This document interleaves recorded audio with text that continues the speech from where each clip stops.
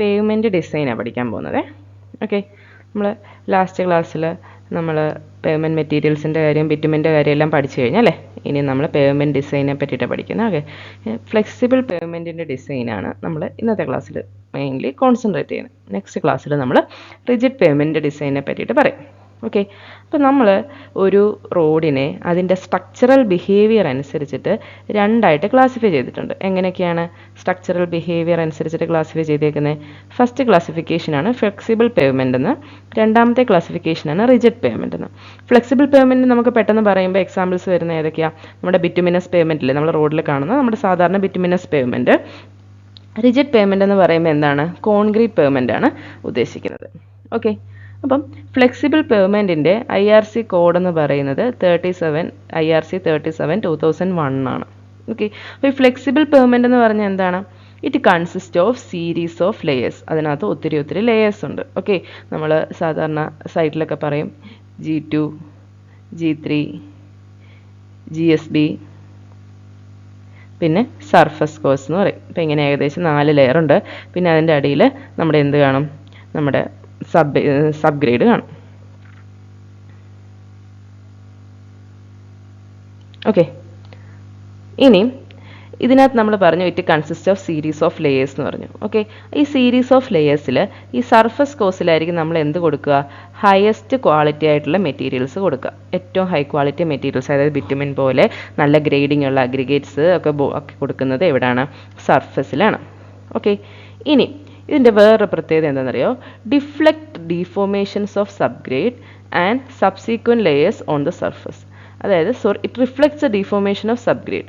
അതായത് നമ്മുടെ സബ്ഗ്രേഡിൽ, നമ്മുടെ ഈ കാണുന്ന സബ്ഗ്രേഡിൽ എന്തെങ്കിലും ഡീഫോർമേഷൻ സംഭവിക്കുകയാണെങ്കിൽ, എന്തെങ്കിലും ക്രാക്ക് ഉണ്ടാവുക, അല്ലെങ്കിൽ എന്തെങ്കിലും സെറ്റിൽമെൻറ്റ് ഉണ്ടാവുക, ഇങ്ങനെയുള്ള കാര്യങ്ങൾ നമുക്ക് ഓരോരോ ലെയറിലും എന്ത് ചെയ്യും? അത് റിഫ്ലക്റ്റ് ചെയ്ത് നമുക്കത് സർഫസിൽ വിസിബിൾ ആയിരിക്കും.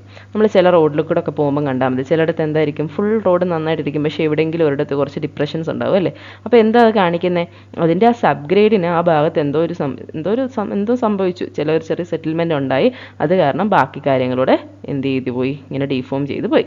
ഓക്കെ, ഇനി ഇവൻ്റെ സ്റ്റെബിലിറ്റി എന്തിനാണ് ഡിപ്പെൻഡ് ചെയ്യുന്നത്? ഇവൻ്റെ സ്റ്റെബിലിറ്റി ഡിപ്പെൻഡ് ചെയ്യുന്നത് അഗ്രിഗേറ്റ് ഇൻ്റർലോക്ക് പാർട്ടിക്കിൾ ഫ്രിക്ഷനെയും കൊഹീഷനെയുമാണ്. ഓക്കെ, അപ്പോൾ ഇതിനകത്ത് അഗ്രിഗേറ്റ്സ് കാണും അല്ലേ? അഗ്രിഗേറ്റ്സ് ഇങ്ങനെ എന്ത് ചെയ്യും? നല്ല ഇൻ്റർലോക്ക് ചെയ്തിട്ടായിരിക്കും ഇരിക്കുന്നത്. അതുപോലെ തന്നെ ഇവർക്കിടയിൽ ഫ്രിക്ഷൻ ഡെവലപ്പ് ചെയ്യും, പിന്നെ കൊഹീഷൻ ഉണ്ടാവും. ഓക്കെ, ഡിഫറെൻറ്റ് പാർട്ടിക്കിൾസ് തമ്മിലുള്ള അട്രാക്ഷൻ ഉണ്ടാവും. ഓക്കെ, ഇനി പേയ്മെൻറ്റ് ഡിസൈനെ ഇൻഫ്ലുവൻസ് ചെയ്യുന്നൊരു കാര്യമാണ് എന്ത്? നമ്മുടെ സബ്ഗ്രേഡിൻ്റെ സ്ട്രെങ്ത്. ഓക്കെ, നമ്മുടെ സബ്ഗ്രേഡില്ലേ, നമ്മുടെ റോഡ് റെസ്റ്റ് ചെയ്യുന്ന സ്ഥലമില്ലേ, അതിൻ്റെ സ്ട്രെങ്ത് എന്തിനെ അഫക്റ്റ് ചെയ്യും? പേയ്മെൻറ്റ് ഡിസൈനെ അഫക്റ്റ് ചെയ്യും. ഓക്കെ, ഇനി ഇതിൻ്റെ ഫംഗ്ഷൻ എന്ന് പറഞ്ഞാൽ എന്താ? അതായത് ഈ ഫ്ലെക്സിബിൾ പേയ്മെൻറ്റ് ഫംഗ്ഷൻ എങ്ങനെ അത് ഫംഗ്ഷൻ ചെയ്യുന്നത്? ഫ്ലെക്സിബിൾ പേയ്മെൻറ്റ് കുറേ ലെയേഴ്സ് കാണും. ആ ലെയേഴ്സിൽ കൂടെ എന്ത് ചെയ്യും? ഈ ലോഡിനെ ഡിസ്ട്രിബ്യൂട്ട് ചെയ്യും. ഇവിടെ വരുന്ന ലോഡിനെ ആർക്ക് കൊടുക്കും? അടുത്ത ലെയറിന് കൊടുക്കും. ആ ലോഡിനെ ആർക്ക് കൊടുക്കും? അടുത്ത ലെയറിന് കൊടുക്കും. അതതിനെ ഗ്രൗണ്ടിലോട്ട് ട്രാൻസ്ഫർ ചെയ്യും. അങ്ങനെ ലോഡ് ഡിസ്ട്രിബ്യൂഷൻ ലെയേഴ്സ് ആയിട്ടാണ് ഫ്ലെക്സിബിൾ പേയ്മെൻറ്റിൽ നടക്കുന്നത്. അല്ലെങ്കിൽ അഗ്രിഗേറ്റ് ഇൻ്റർലോക്കിംഗ് എന്ന് പറയാം, അല്ലെങ്കിൽ എന്താ, ലെയർ ടു ലെയർ ആയിട്ട് ഇത് ലോഡ് ട്രാൻസ്ഫർ ചെയ്യും എന്നൊക്കെ നമുക്കിതിൽ പറയാൻ സാധിക്കും. ഓക്കെ, അപ്പം ഫ്ലെക്സിബിൾ പേയ്മെൻറ്റിനെ പറ്റിയിട്ട് ഏകദേശം കുറച്ച് ഐഡിയ ആയില്ലേ? IRC കോഡൊക്കെ ഓർക്കുന്നുണ്ടല്ലോ. മിക്കവാറും ക്വസ്റ്റ്യൻ വരുന്നത് ഇങ്ങനെ ഫ്ലെക്സിബിൾ പേയ്മെൻറ്റിൽ നിന്ന് വരികയാണെങ്കിൽ മിക്കവാറും ക്വസ്റ്റ്യൻ വരുന്നത് എൻ്റെ സ്റ്റെബിലിറ്റി എന്തിനെ ഡിപ്പെൻഡ് ചെയ്യുമെന്ന് പറഞ്ഞിട്ട് 2-3 ഫാക്ടറായിട്ട് ഇങ്ങനെയൊക്കെ ABC എന്നൊക്കെ തരാം. പിന്നെ ലോഡ് ഡിസ്ട്രിബ്യൂഷൻ ത്രൂ ലെയേഴ്സ്, ഈ 2 പോയിൻറ്റ്സ് ആയിരിക്കും മിക്കവാറും ഇവിടുന്ന് ഏരിയയിൽ നിന്ന് ക്വസ്റ്റ്യൻ വരുവാണെങ്കിൽ വരാൻ ചാൻസ് കൂടുതൽ. ഓക്കെ, ഇനി അടുത്തത് നമ്മൾ പഠിക്കുന്ന റിജിഡ് പേയ്മെൻറ്റ്സിനെ പറ്റിയിട്ടാണ്. ഈ ചാപ്റ്ററിൽ നമ്മൾ പഠിക്കുന്നില്ല, നെക്സ്റ്റ് ചാപ്റ്ററിൽ നമ്മൾ റിജിഡ് പേയ്മെൻറ്റിനെ പറ്റിയിട്ട് പഠിക്കുന്നത്. ഓക്കെ, അപ്പം റിജിഡ് പേയ്മെൻറ്റ് എന്ന് പറയുമ്പം അതിൻ്റെ IRC കോഡ് എന്ന് പറയുന്നത് 58/2002 ആണ്. ഓക്കെ, അപ്പോൾ ഈ റിജിഡ് പേയ്മെൻറ്റിൽ it consist of 1 course Portland concrete slab. Okay, ഇതിനകത്ത് എന്തുണ്ട്? ഒരു പോർട്ട്ലാൻഡ് കോൺക്രീറ്റ് സ്ലാബ് ഉണ്ട്. ഓർഡിനറി OPCയോ ഓർഡിനറി പോർട്ട്ലാൻഡോ ഓർഡിനറി പോർട്ട്ലാൻഡ് സിമെൻറ്റോ അല്ലെങ്കിൽ അങ്ങനെ എന്തെങ്കിലുമൊക്കെ യൂസ് ചെയ്തിട്ടുള്ള ഒരു സ്ലാബ് നമുക്കുണ്ടായിരിക്കും. ഓക്കെ, ഈ സ്ലാബ് എന്ന് പറയുമ്പോൾ ഇതുപോലെ റീഇൻഫോഴ്സ്മെൻ്റ് ഒക്കെ കൊടുത്തിട്ടുള്ളതായിരിക്കും. അതുകൊണ്ട് തന്നെ അതിന് അത്യാവശ്യം നല്ല ഹൈ ബെൻഡിങ് റെസിസ്റ്റൻസ് ഉണ്ടായിരിക്കും. ഓക്കെ, ഇനി വേറൊരു കാര്യം എന്താ? Able to bridge over localized failures and areas of inadequate support. അതായത് ഇതിൻ്റെ അടിയിലുള്ള സോയില്, നമുക്കിപ്പോൾ ഇവൻ്റെ അടിയിലുള്ള സോയിൽ കുറച്ച് വീക്കാന്നിരിക്കട്ടെ. ഓക്കെ, ഇവിടെ ഒരു ചെറിയ ഡിഫോർമേഷൻ ഉണ്ടായാലും ഇത് എവിടെ റിഫ്ലക്റ്റ് ചെയ്യത്തില്ല, ഈ സർഫസിൽ റിഫ്ലക്റ്റ് ചെയ്യത്തില്ല.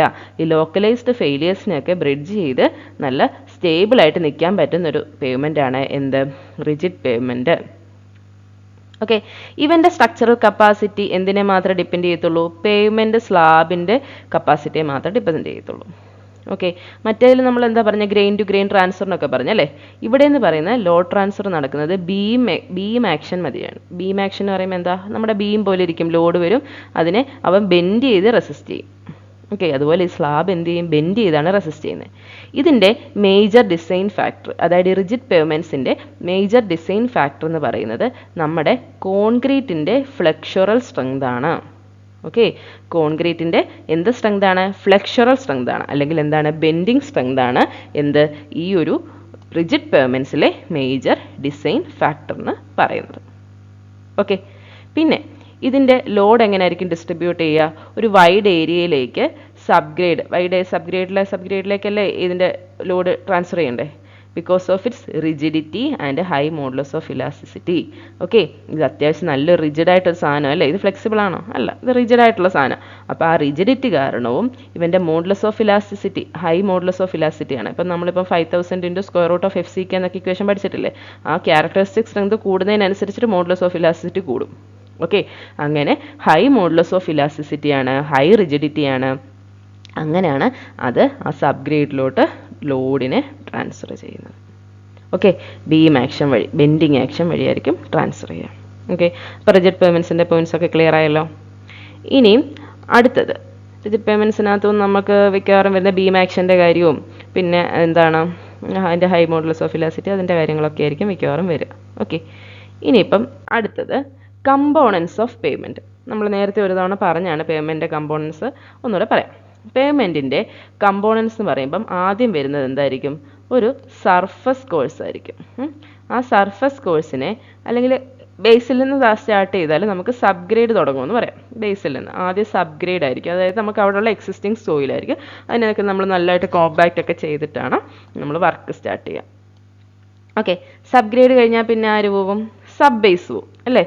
സബ് ഗ്രേഡിന് ബേസിൻ്റെ താഴെ വരുന്നതാണ് സബ് ബേസ്.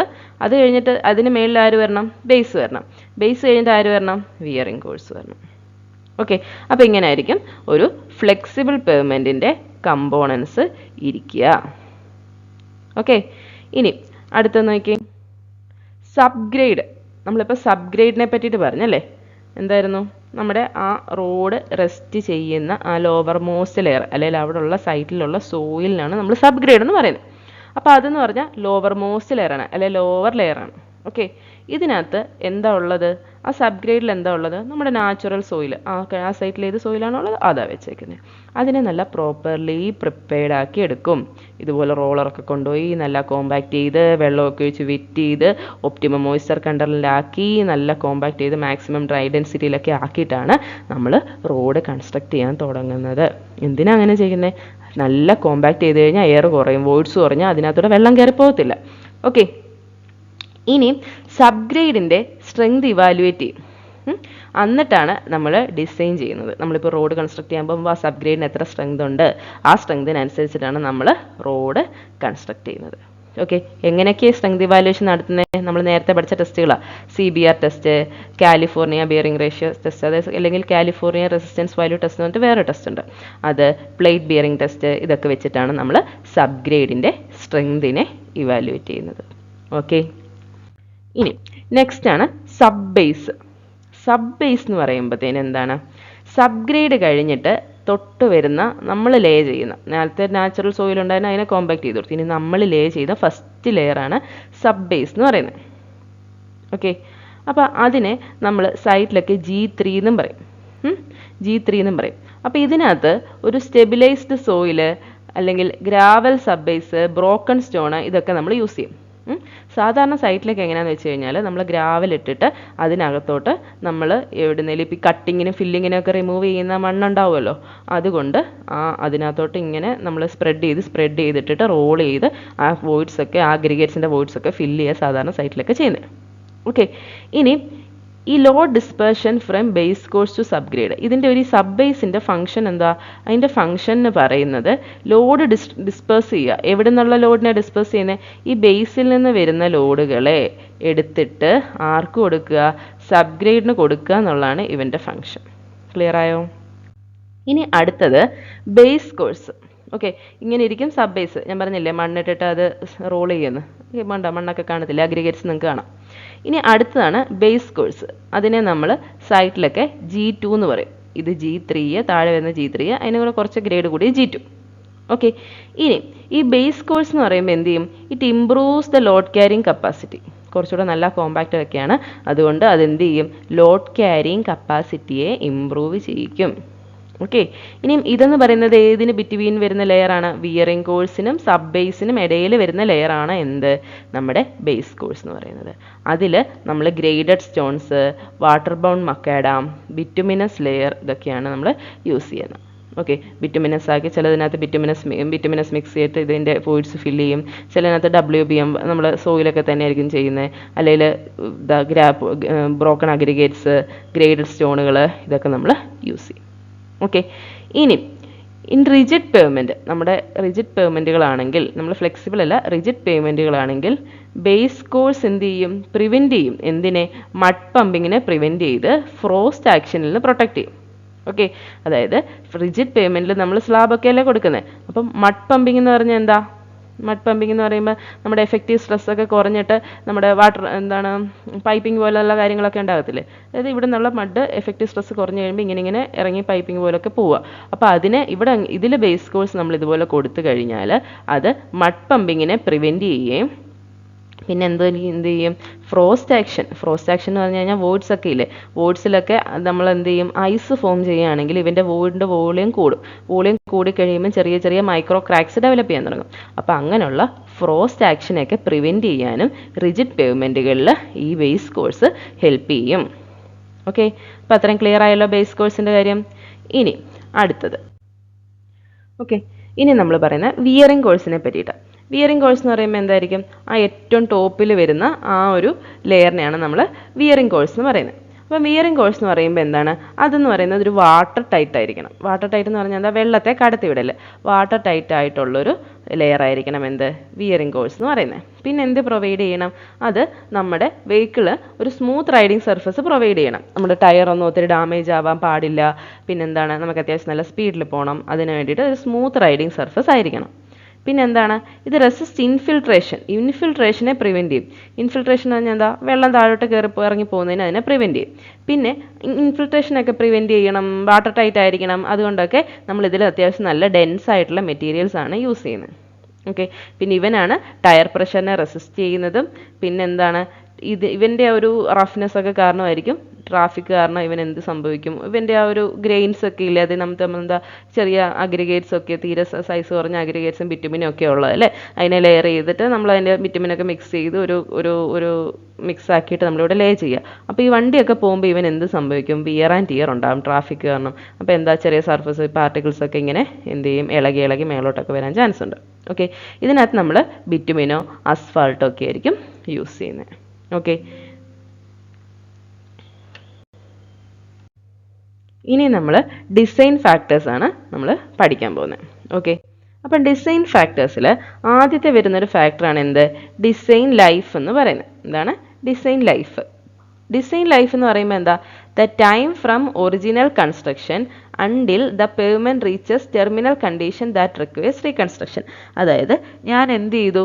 ഒരു കൺസ്ട്രക്ഷൻ സ്റ്റാർട്ട് ചെയ്തു, ഒരു പേയ്മെൻറ്റ് ഉണ്ടാക്കി, അത് തൊട്ടിട്ട് ആ പേയ്മെൻറ്റിൻ്റെ സ്റ്റാർട്ടിങ് ലൈഫ് തൊട്ടിട്ട് അതിൻ്റെ എൻഡിങ് ലൈഫ് വരെ. സാധാരണ ഒരു ഫ്ലെക്സിബിൾ പേയ്മെൻറ്റിന് നമ്മൾ ലൈഫ് പറയുന്നത് എത്ര ഇയേഴ്സാണ്? 10 to 20 ഇയേഴ്സാണ് സാധാരണ ലൈഫ് പറയുന്നത്. ഓക്കെ, സാധാരണ ഇപ്പോൾ റോഡൊക്കെ ആണെങ്കിൽ സാധാരണ 5 ഇയേഴ്സിലൊക്കെ നമ്മൾ മെയിൻ്റനൻസ് ചെയ്യും. പിന്നെ ഒരു ചെറിയ മെയിൻ്റനൻസ് ഒക്കെ ഉണ്ടല്ലോ, അതൊക്കെ ചെയ്ത് അറൗണ്ട് 10 to 20 ഇയേഴ്സിൽ നമ്മൾ എന്ത് ചെയ്യും? അത് കീപ്പ് ചെയ്ത് കഴിഞ്ഞിട്ട് പിന്നെ എന്ത് ചെയ്യും? സാധാരണ ഒരു 5 ഇയർ ഒക്കെ കഴിയുമ്പോഴാണ് വലിയ സിവിയർ മെയിൻ്റനൻസ് ഒക്കെ വേണ്ടി വരും. അതിനിടയിൽ എന്തെങ്കിലും പോട്ട് ഹോൾസ് ഒക്കെ ഉണ്ടെങ്കിൽ നമ്മൾ ക്ലിയർ ചെയ്ത് പോകും. അപ്പോൾ 10 to 20 ഇയേഴ്സിനിടയിലാവുമ്പോൾ അതെന്ത് ചെയ്യും? റീകൺസ്ട്രക്ട് ചെയ്യേണ്ടി വരും.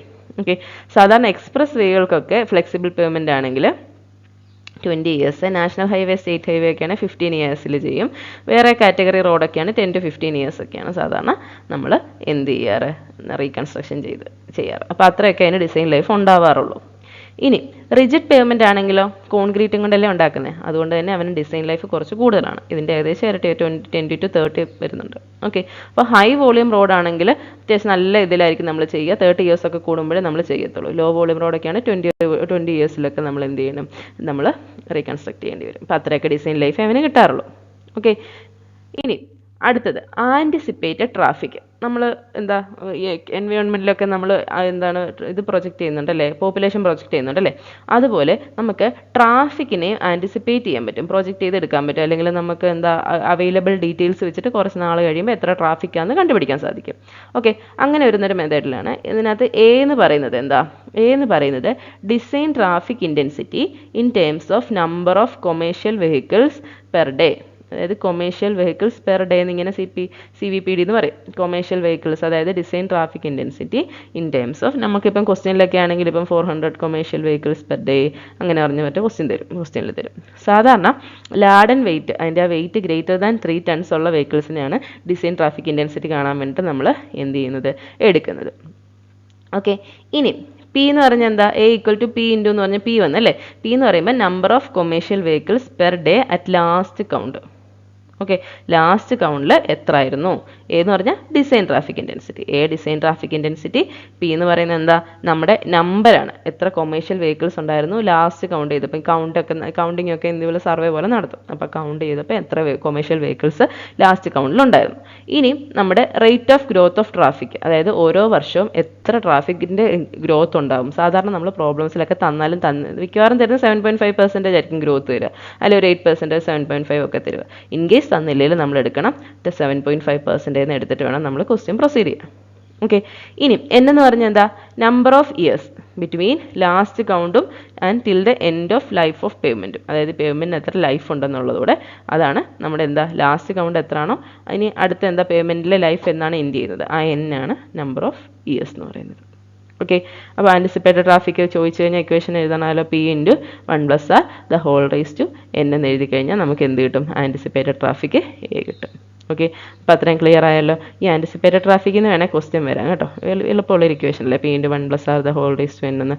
ഓക്കെ, ഇനി അടുത്തത് ഡിസൈൻ ട്രാഫിക്. ഡിസൈൻ ട്രാഫിക് എന്ന് പറഞ്ഞാൽ എന്താ, ഡിസൈൻ ട്രാഫിക് എന്ന് പറഞ്ഞു കഴിഞ്ഞാൽ അതിനെ എങ്ങനെയാണ് നമ്മൾ 7 days 24 hours traffic as per IRC ആണ് നമ്മൾ ഡിസൈൻ ട്രാഫിക്കായിട്ട് നമ്മൾ റോഡിലെടുക്കുന്നത്. IRC തന്നെ ഇതുപോലെ സ്റ്റഡീസ് ഒക്കെ നടത്തിയിട്ട് നമുക്ക് വാല്യൂസ് തന്നിട്ടുണ്ട്. ഡിസൈൻ ട്രാഫിക് 7 day 24 hours എത്ര എടുക്കണം എന്നിട്ട് ഓരോ ക്രൈറ്റീരിയ പറഞ്ഞിട്ടുണ്ട്. IRC എന്നായിരിക്കും നമ്മൾ ഡിസൈൻ ട്രാഫിക് എടുക്കുക.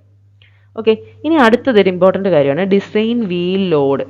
ഓക്കെ, ഡിസൈൻ വീൽ ലോഡിനെ നമുക്ക് IRCയിൽ ഇതുപോലെ ടൈപ്പ് ഓഫ് ലോഡ്, അതായത് maximum legal axle load, maximum equivalent single wheel load, maximum tandem axle load, maximum tridem axle load, ഇങ്ങനെയൊക്കെ ക്ലാസിഫൈ ചെയ്തിട്ടുണ്ട് ടൈപ്പ് ഓഫ് ലോഡിന്. Okay, maximum legal axle load എന്ന് പറയുന്നത് ഫ്ലെക്സിബിൾ പേയ്മെൻറ്റിനും റിജിഡ് പേയ്മെൻറ്റിനും വ്യത്യാസമാണ്. ഫ്ലെക്സിബിൾ പേയ്മെൻറ്റിന് എല്ലാം കിലോഗ്രാമിലാണ് പറയുന്നത്. 8200, 4100, പിന്നെ 14500. ഓക്കെ, അപ്പം maximum legal axle load flexible പേയ്മെൻറ്റിൽ ഈ ടേബിൾ ഇമ്പോർട്ടൻ്റ് ആണ്. ഫ്ലെക്സിബിൾ പേയ്മെൻറ്റിൽ 8200 കിലോഗ്രാം ആണ്. ഓക്കെ, ഇനി അത് റിജിഡ് പേയ്മെൻറ്റിൽ വരുമ്പോൾ 10.2 tons വരും. ഓക്കെ, ഇനി maximum equivalent single wheel load അതെന്ന് പറയുന്നത് ഫ്ലെക്സിബിൾ പേയ്മെൻറ്റിൽ 4100 കിലോഗ്രാമും റിജിഡ് പേയ്മെൻറ്റിൽ 5.1 ടണ്ണുമാണ്. ഓക്കെ, ഇനി അടുത്തത് മാക്സിമം ടാൻഡം ആക്സിൽ ലോഡ്, അതായത് ഇതുപോലെ ഡ്യുവൽ വീൽസ് ഒക്കെ ചില ഇതിൻ്റെയൊക്കെ ബാക്കിൽ കണ്ടില്ലേ, അതാണ് ഡ്യുവൽ വീൽ ലോഡ്സ് വരുന്നതിലാണ് ടാൻഡം ആക്സിൽ ലോഡ് വരുന്നത്. അപ്പോൾ അതെന്ന് പറയുന്നത് 14500 കിലോഗ്രാമും 19 ടൺസുമാണ്. ഓർത്താൽ മതി, ഇതിൻ്റെ പകുതിയാണ് ഇത്. ഇനി ഇതൊന്നും വരാതെ ടാൻഡം എന്ന് പറയുമ്പോൾ 2 വീല് വരുന്നതാണ്, കുറച്ച് കൂടും. എത്ര വരും, 14500ഉം 19 ടൺസും വരും. ഇനി ട്രൈഡം എന്ന് പറയുമ്പോൾ എന്തായിരിക്കും, ഇതുപോലെ 3 എണ്ണം വരും. അപ്പോൾ ട്രൈഡം വരുമ്പോഴത്തേനും ഫ്ലെക്സിബിൾ പേയ്മെൻറ്റിൽ പറയുന്നില്ല IRCയിൽ, റിജിഡ് പേയ്മെൻറ്റിൽ 24 ടൺ എന്ന് പറയുന്നുണ്ട്. ഓക്കെ, അപ്പോൾ ഇതിലും കൂടുതലാണ്. അപ്പോൾ ഏകദേശം ഈ ടേബിൾ ഓർത്തിരിക്കാനുള്ള കുറച്ച് കാര്യങ്ങളൊക്കെ മനസ്സിലായല്ലോ. ഇനി അടുത്തത് മാക്സിമം വീൽ ലോഡ്, അതായത് ഒരു വീൽ ലോഡ് എത്ര വരെ വരാം, മാക്സിമം വീൽ ലോഡ് എത്ര വരെ വരാം. അപ്പം ഈ ആ മാക്സിമം വീൽ ലോഡാണ് എന്തിനെ ഇൻഫ്ലുവൻസ് ചെയ്യുന്നത്, നമ്മുടെ തിക്നെസ് റിക്വയർമെൻറ്റ് ഓഫ് പേയ്മെൻറ്റ്. ഇപ്പോൾ എൻ്റെ പേയ്മെൻറ്റ് 10 സെൻറ്റിമീറ്റർ കൊടുക്കണം, അല്ല എൻ്റെ പേയ്മെൻറ്റ് 15 സെൻറ്റിമീറ്റർ കൊടുക്കണം എന്നുള്ളതിനെ ഡിപ്പെൻഡ് ചെയ്യുന്ന ആരാണ്, ആ ഇതിൽ കൂടെ പോകുന്ന വെഹിക്കിളിൻ്റെ അല്ലെങ്കിൽ അതിൽ പോകുന്ന വെഹിക്കിളിൽ വരുന്ന മാക്സിമം വീൽ ലോഡാണ് ഇതിനെ നമ്മുടെ പേയ്മെൻറ്റ് തിക്നെസ്സിനെ ഡിറ്റർമിൻ ചെയ്യുന്നത്. ഓക്കെ, ഇനി അതുപോലെ തന്നെ ടയർ പ്രഷർ, നമ്മുടെ ടയറില്ലേ, നമ്മുടെ ടയർ പ്രഷറൊക്കെ നമ്മൾ പെട്രോൾ പമ്പിലൊക്കെ പോയി ചെക്ക് ചെയ്തില്ലേ, അപ്പോൾ ആ ടയർ പ്രഷർ എന്ന് പറഞ്ഞാൽ എന്തിനെ ഇൻഫ്ലുവൻസ് ചെയ്യും, tyre pressure influences the quality of surface course. Okay, നമ്മുടെ സർഫസ് കോഴ്സ് നല്ല ക്വാളിറ്റി ഉള്ളതാണ്, നമ്മുടെ ടയർ അതുപോലൊക്കെ തന്നെ ആയിരിക്കും, വലിയ ഇതാകത്തൊന്നുമില്ല. ഓക്കെ, അപ്പോൾ അതുപോലെ ടയർ പ്രഷർ എന്തിനെ ഇൻഫ്ലുവൻസ് ചെയ്യും, നമ്മുടെ സർഫസ് കോഴ്സിൻ്റെ ക്വാളിറ്റീനെ ഇൻഫ്ലുവൻസ് ചെയ്യും. ഓക്കെ, നമ്മൾ പേയ്മെൻറ്റിനെ ഡിസൈൻ ചെയ്യുന്നത് is based on 98th percentage of axle load വെച്ചിട്ടാണ് നമ്മൾ ഡിസൈൻ ചെയ്യുന്നത്. ഓക്കെ, നമ്മൾ എന്ത് ചെയ്യും, 98th percentage of axle load എടുത്തിട്ട് അതിനാണ് നമ്മൾ എന്ത് ചെയ്യുക, പേയ്മെൻറ്റ് ഡിസൈൻ ചെയ്യുക. ഓക്കെ, അപ്പോൾ ഫ്ലെക്സിബിൾ പേയ്മെൻറ്റ് ഡിസൈൻ ഒന്നും നമുക്ക് എക്സാം പോയിന്റ് ഓഫ് വ്യൂ അത്ര ഇമ്പോർട്ടൻ്റ് അല്ല, നമുക്ക് കുറച്ച് പോയിൻറ്റ്സാണ് പഠിക്കാനുള്ളത്.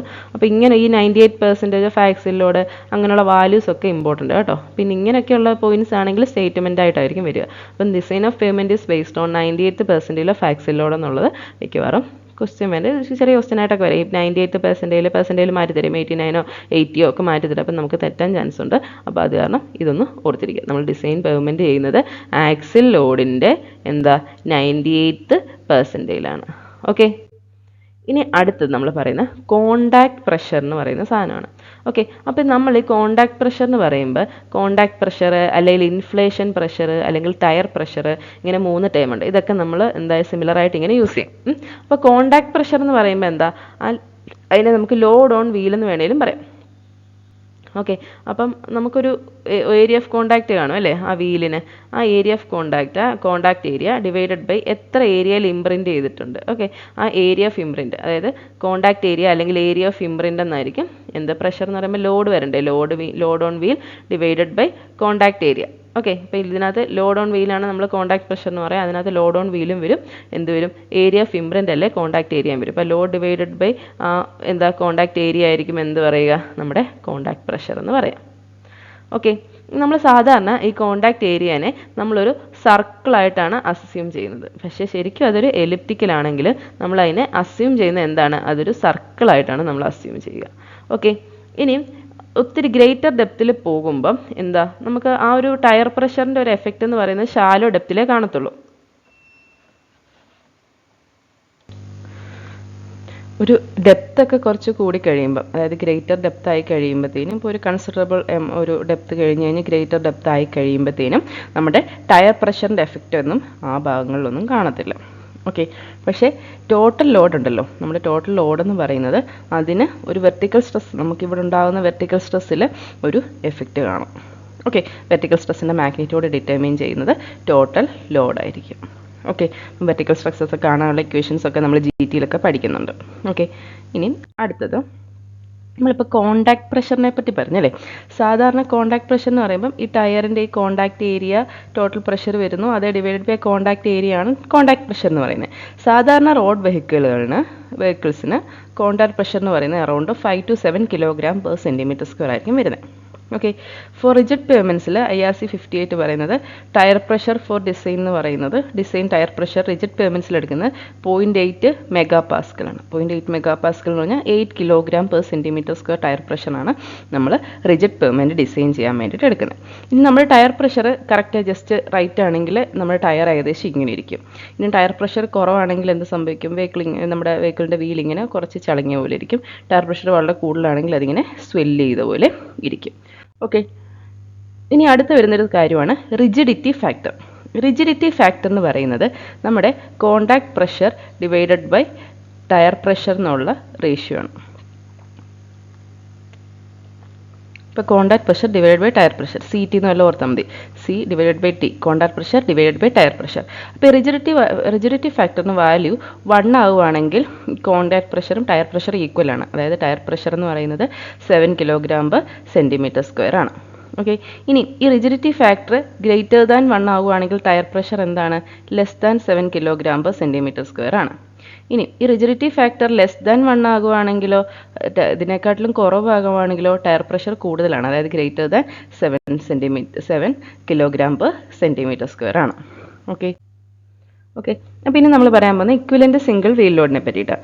അപ്പോൾ ഇക്വലൻ്റ് സിംഗിൾ വീൽ ലോഡ് എന്ന് പറയുന്നത് എന്താണെന്ന് വെച്ചാൽ, നമ്മളിപ്പം റോഡിൽ പോകുന്ന വെഹിക്കിൾസ് നോക്കുകയാണെങ്കിൽ ഇതുപോലെ 2 ആക്സിൽസ് ഉള്ള വെഹിക്കിൾസ് കാണും, അല്ലെങ്കിൽ എന്താണ് മോർ ദാൻ 2 ആക്സിൽസ് കാണും, അല്ലെങ്കിൽ സിംഗിൾ ആക്സിലായിരിക്കും. അപ്പോൾ ഇതിനെല്ലാം കൂടെ നമുക്ക് എന്താക്കണം, ഒരു ഇക്വലൻ്റ് സിംഗിൾ വീൽ ലോഡുമായിട്ട് കമ്പയർ ചെയ്യണം. ഓരോന്നിൻ്റെ ആക്സിലും ലോഡും ഒക്കെ ഡിഫറൻറ്റ് അല്ലേ. അപ്പോൾ അതിന് വേണ്ടിയിട്ടാണ് നമ്മൾ ഇക്വലൻ്റ് സിംഗിൾ വീൽ ലോഡ് എന്നുള്ളൊരു കൺസെപ്റ്റ് ഇതിൽ ഇൻട്രൊഡ്യൂസ് ചെയ്തേക്കുന്നത്. ഓക്കെ ഇനിയും നമുക്ക് നമ്മുടെ ഒരു എന്താണ് മാക്സിമം ലോഡ് എന്തിലായിരിക്കണം, ഒരു സ്പെസിഫൈഡ് ലിമിറ്റിലായിരിക്കണം അല്ലേ. പിന്നെന്താണ് ഗ്രേറ്റർ ലോഡൊക്കെ ക്യാരി ചെയ്യുമ്പോൾ നമ്മൾ എന്ത് ചെയ്യും, വെഹിക്കിൾസിൻ്റെ പുറകിലായിരിക്കും അത്യാവശ്യം നല്ല വെയിറ്റ് വരുന്നത് അല്ലേ, ട്രക്ക് പോലുള്ള വെഹിക്കിൾസിൻ്റെ. അപ്പോൾ നമ്മൾ അവിടെ എന്താ കൊടുക്കുന്നത്, ഡ്യുവൽ വീൽ അസംബ്ലി കൊടുക്കുന്നത്. ഇതുപോലെ ഡ്യുവൽ വീൽ അസംബ്ലി ഒക്കെയാണ് കൊടുക്കുന്നത് റിയർ ആക്സിലിന്. ഓക്കെ റോഡ് വെഹിക്കിളിൻ്റെ റിയർ ആക്സിലിന് ഡ്യുവൽ വീൽ അസംബ്ലിയാണ് കൊടുക്കുന്നത്. ഓക്കെ അപ്പം ഈ ഡ്യുവൽ വീൽ അസംബ്ലിയുടെ എഫക്റ്റ് എന്ന് പറയുന്നത് എന്താണ്, അതെന്ന് പറയുന്നത് 2 ടൈംസ് ലോഡ് ഓൺ വീലിന് ഈക്വൽ അല്ല, 2 ടൈംസ് ആ വരുന്ന ലോഡിന് അത് ഈക്വൽ അല്ല. ഓക്കെ അതായത് ആ ഒരു രണ്ട് വീലിൻ്റെ എഫക്റ്റിന് ഈക്വലൻ്റ് അല്ല. ഓക്കെ ശരിക്കും പ്രാക്ടിക്കലി അത് അങ്ങനെ അല്ല. ഓക്കെ അപ്പോൾ അതിൻ്റെ എഫക്റ്റിനെയൊക്കെ നമ്മൾ എന്തായിട്ട് എടുക്കുന്നത്, ഇക്വലൻ്റ് സിംഗിൾ വീൽ ലോഡായിട്ടാണ് ആ ലോഡിനെ നമ്മൾ കൺസിഡർ ചെയ്യുന്നത്. ഓക്കെ സാധാരണ പ്രഷർ അറ്റ് എനി ഡെപ്ത് എന്ന് പറയുന്നത് അത് ആ ഒരു പ്രഷർ എന്ന് പറയുമ്പോഴത്തേന് അത് എന്തിൻ്റെ ഇടയിലായിരിക്കും, ഒരു സിംഗിൾ വീൽ ലോഡിൻ്റെതും 2 times the load carried by any വീലിനും ഇക്വലൻ്റ് ആയിരിക്കും. പിക്കും 2Pക്കും ഇടയിലായിരിക്കും സാധാരണ ഒരു പ്രഷർ എന്ന് പറയുന്നത്. ഓക്കെ ഓക്കെ അപ്പോൾ നമ്മൾ ഈ ഒരു ഫിഗർ നോക്കുകയാണെങ്കിൽ ഈ കാണുന്ന നമ്മുടെ 2 വീലുകളാണ്. ഓക്കെ ഈ കാണുന്ന നമ്മുടെ 2 വീലുകളാണ്. ആ വീലിൻ്റെ സെൻറ്റർ ടു സെൻറ്റർ ഡിസ്റ്റൻസ് ആണ് സെൻറ്റർ ടു സെൻറ്റർ ഡിസ്റ്റൻസ് ആണ് എസ് ആയിട്ട് എടുക്കുന്നത്, ഇന്നർ ഫേസുള്ള ഡിസ്റ്റൻസ് ആണ് ഡി ആയിട്ട് എടുക്കുന്നത്. അപ്പോൾ എസ്സിനെ നമുക്ക് എങ്ങനെ എഴുതാൻ പറ്റും, D+2 ഈ ഡിസ്റ്റൻസ് ആയിരിക്കും. ഓക്കെ D+2 ഇപ്പോൾ ഈ ഡിസ്റ്റൻസ് എക്സ് ആണെങ്കിൽ, അല്ലെങ്കിൽ വീലിൻ്റെ ടയറിൻ്റെ ഹാഫ് ലെങ്ത് ആണെങ്കിൽ അതായിരിക്കും. ഓക്കെ ഇനി ഈ ഒരു വീൽ ലോഡിൻ്റെ ഡിസ്പെർഷൻ എന്ന് പറയുന്നത് ഒരു 45 ഡിഗ്രി ആംഗിളിലായിരിക്കും ഉണ്ടാവുക. ഓക്കെ 45 ഡിഗ്രി ആംഗിളിലായിരിക്കും ഉണ്ടാവുക വീൽ ലോഡിൻ്റെ ഡിസ്പെർഷൻ എന്ന് പറയുന്നത്. ഓക്കെ ഇനി അടുത്തത് ഈ ഡിസ്റ്റൻസ് എന്ന് പറയുന്നത് നമ്മൾ എന്തായിട്ട് എടുക്കുന്നത്, D/2 ആയിട്ടാണ് എടുക്കുന്നത്. ഓക്കെ ഇത് ഓവർലാപ്പ് ചെയ്തു പോയി. ഇതെന്ന് പറയുന്നത് D/2 ആണ്. ഓക്കെ അത് D/2 ആണ്. ഇതെന്ന് പറയുന്നത് 2 ടൈംസ് എസ് ആണ് ഈ ഡിസ്റ്റൻസ് എന്ന് പറയുന്നത്. അപ്പോൾ ഈ ഒരു D/2 ഡിസ്റ്റൻസ് കഴിയും വരെ എന്താണ് ഈ വീലിൻ്റെ ലോഡ് ഇങ്ങനെ ആക്ട് ചെയ്യത്തുള്ളൂ. കണ്ടോ ഇനി ഈ D/2 ഡിസ്റ്റൻസ് കഴിഞ്ഞ് കഴിയുമ്പോൾ ഈ വീൽ ലോഡ്സ് എന്ത് ചെയ്യുന്നുണ്ട്, ഓവർലാപ്പ് ചെയ്യാൻ സ്റ്റാർട്ട് ചെയ്യുന്നുണ്ട് അല്ലേ. ഇതാണ് ഒരു ഓവർലാപ്പിംഗ് ഏരിയ. ഓക്കെ അപ്പോൾ അപ്രോക്സിമേറ്റ് ഡെപ്ത് ഓഫ് ഓവർലാപ്പ് എങ്ങനെയാണ് എന്ന് ചോദിച്ചു കഴിഞ്ഞാൽ എത്രയാണ് അപ്രോക്സിമേറ്റ് ഡെപ്ത് ഓഫ് ഓവർലാപ്പ് എന്ന് പറയുന്നത് D/2 ആണ്. ആ ഡി എന്ന് പറഞ്ഞാൽ എന്താണ്, ഈ ടയറുകളുടെ സെൻറ്റർ ടു സെൻറ്റർ അല്ലെ ടയറുകളുടെ ഇന്നർ ഫേസസ് തമ്മിലുള്ള ഡിസ്റ്റൻസ് ആണ്.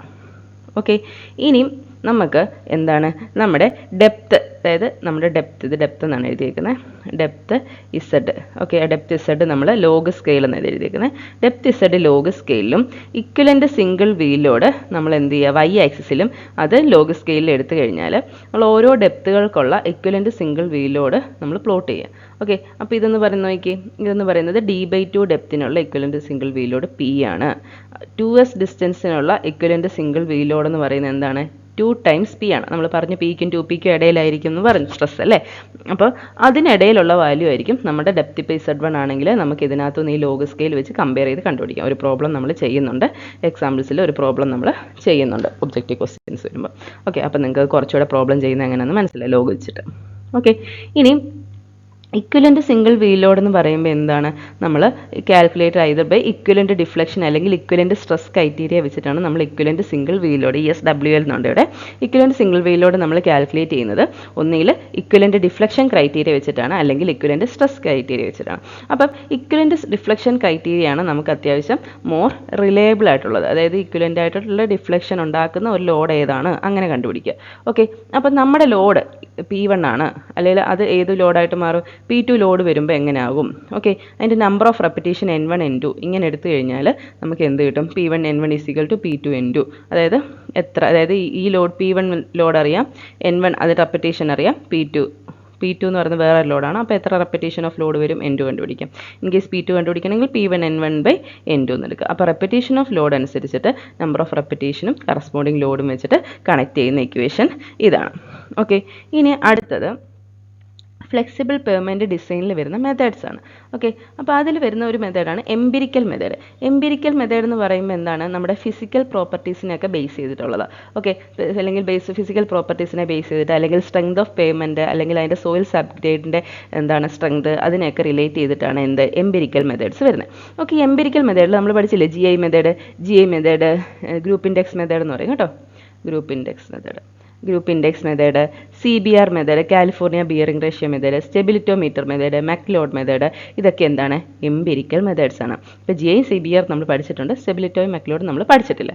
ഇനി അടുത്തത് സെമി എംപിരിക്കൽ മെത്തേഡ്. ഇത് ഫുള്ളി എംപിരിക്കലാണ്. അടുത്തതെന്ന് പറയുമ്പോൾ എംപിരിക്കൽ ഇക്വേഷൻസ് ആയിരിക്കും. GI മെത്തേഡിൻ്റെ ഒക്കെ ഇക്വേഷൻ ഓർക്കുന്നില്ലേ, ഫുള്ളി എന്തായിരിക്കും എംപിരിക്കൽ ഇക്വേഷൻസ് ആയിരിക്കും. ഇനി സെമി എംപിരിക്കൽ മെത്തേഡിനകത്ത് എന്താണ് വരുന്നത്, ട്രയാക്ഷിയൽ ടെസ്റ്റ്. നമ്മൾ GTയിൽ പഠിച്ചില്ലേ ട്രയാക്ഷിയൽ ടെസ്റ്റ്, അതിനെ മോഡിഫൈ ചെയ്തിട്ടുണ്ട് ആര്, Khanna state highway department. Okay, Khanna state highway department modify ചെയ്ത ട്രയാക്ഷിയൽ ടെസ്റ്റ് മെത്തേഡാണ് എന്ത് സെമി എംപിരിക്കൽ മെത്തേഡ്.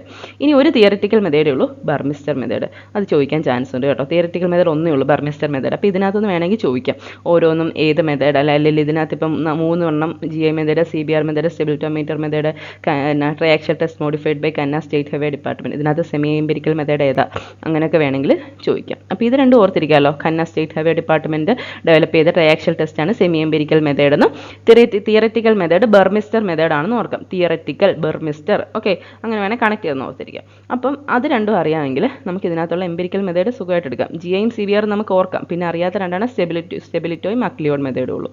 ഓക്കെ, അപ്പോൾ അങ്ങനെയൊക്കെ വേണേൽ ക്വസ്റ്റ്യൻ വരാം. ഇനി അടുത്തത് CBR മെത്തേഡിൻ്റെ ഗ്രാഫായത്. ഓക്കെ, CBR ഡിസൈൻ ചാർട്ട് എന്ന് പറയും നമുക്കിതിന്.